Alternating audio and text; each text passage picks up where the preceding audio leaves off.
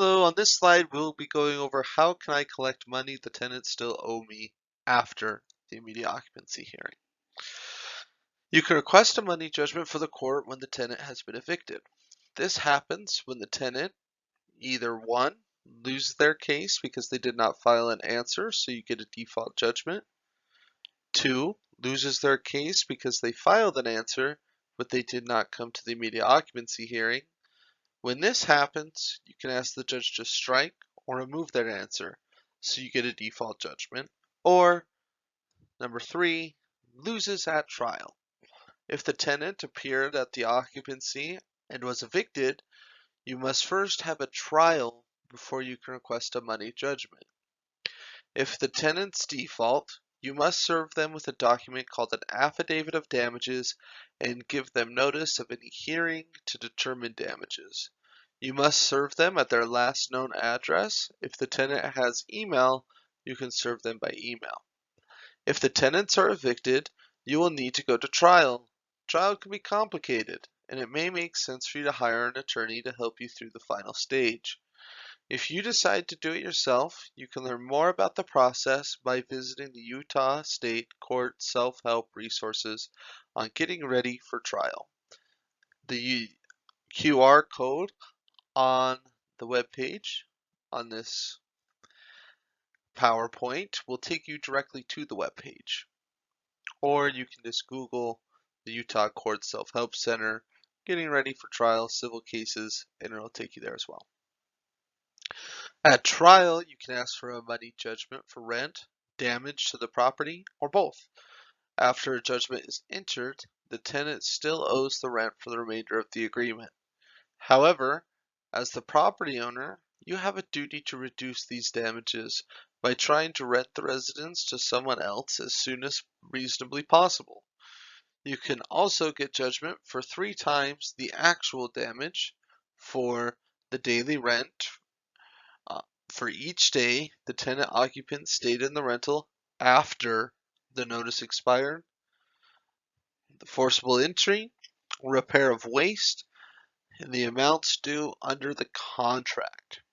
You must prove all of these damages and the amount of rent owed at trial. Before the trial happens, you may need to conduct what's called discovery.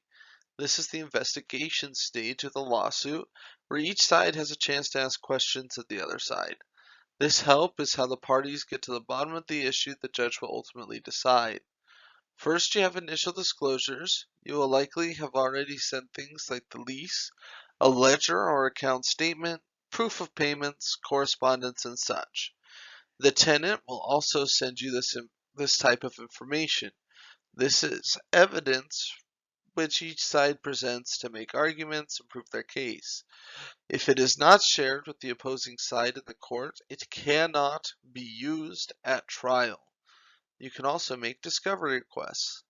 There may be discovery requests. During discovery, both sides can request documents, ask for admissions, and send interrogatories, which is just another way of saying written questions.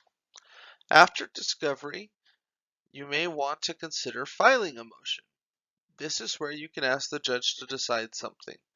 It may be a final decision, or it may just be something to move the case forward, like permission for alternative service or a fee waiver. You may want to file a motion for summary judgment to ask for judgment against the tenant because the facts show by law that you should win and receive a judgment for money. This can be complicated, so consider hiring a lawyer, or be sure to use free or reduced rate options available for this step. Once discovery is done and motions are resolved, you'll move into the pretrial phase. During the pretrial phase, you may be called into court for a pretrial conference with the judge and the opposing side to decide what needs to be done to get the case to trial. At this stage, you are required to make pretrial disclosures. This is where you identify the documents and witnesses you plan to use at trial to make your case. These include the name, address, and telephone number of each witness you want to have testify with a short summary of what they will say. and the copies of each exhibit, such as documents, correspondence, statements, summaries, and things of that nature that you want to use at trial.